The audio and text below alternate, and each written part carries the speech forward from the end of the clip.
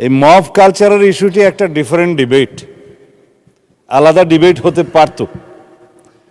যত পরিসংখ্যান তিনি দিয়েছেন 24-এর 5ই আগস্টের পর থেকে এই 26-এর জানুয়ারি পর্যন্ত, সে পরিসংখ্যানটা আমার কাছে নাই।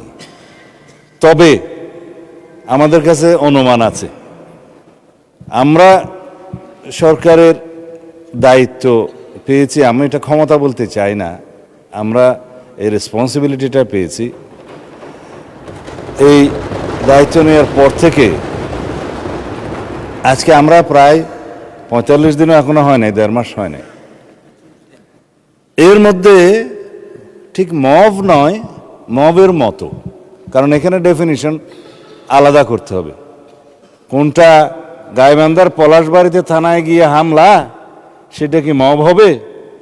নাকি কোনটা 21শে ফেব্রুয়ারিতে মাননীয় সদস্যের উপরে হামলা হয়েছে, সেটা কি মব হবে?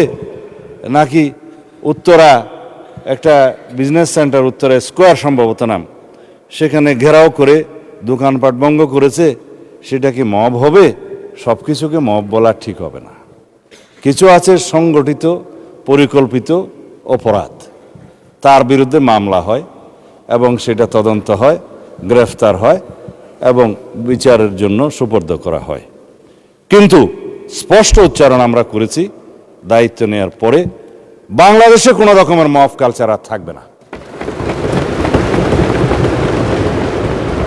রাস্তাতে যে কোনো দাবি নিয়ে মহাসড়ক সড়ক অবরোধ করে দাবি আদায়ের যে প্রবণতা ইন্টারিম গভর্নমেন্টের সময় দেখা গিয়েছে, ক্ষেত্র বিশেষে সেই গভর্নমেন্টের দুর্বলতার কারণে ইন্সপায়ার্ড হয়েছে, সেটাকে আমরা আর কখনো অ্যালাউ করব না। গণতান্ত্রিক প্রক্রিয়া হিসেবে দাবি থাকবে, সেই দাবির জন্য সংশ্লিষ্ট কর্তৃপক্ষের কাছে, মন্ত্রণালয়ের কাছে, ডিপার্টমেন্টের কাছে অবশ্যই দাবিনামা স্মারকলিপি দেওয়া যাবে। সেই জন্য জনমত সৃষ্টির জন্য সেমিনার, সিম্পোজিয়াম আয়োজন করা যাবে এবং প্রয়োজনে সেটা একটা জনসমাবেশের মাধ্যমে প্রকাশ করা যাবে এবং অ্যাসোসিয়েশন রাইট টু স্পিকস, এগুলো আমরা এনশিওর করব, সেটা করা যাবে। It's Democratic culture. কিন্তু মবের মাধ্যমে যেন আমরা সবাই এই সমস্ত দাবি আদায়ের প্রবণতা থেকে বেরিয়ে আসি। যখন সেটা মব হবে, মবের ডেফিনিশন আলাদা, স্পেসিফিক ক্রাইম হবে, ক্রাইমের ডেফিনিশন আলাদা, কোথাও থানায় গিয়ে আক্রমণ হবে, সেটা আলাদা।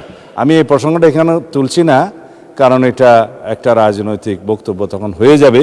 কোনোদিন যদি সেই বিষয়ে কেউ নোটিশ দেয়, সেটা করব, অথবা আমারও ইচ্ছা আছে 2-1 দিন পরে 300 বিধিতে আমি একটা বিবৃতি দেব। খবরের কাগজ, নিখাদ, নির্ভীক, নিরপেক্ষ।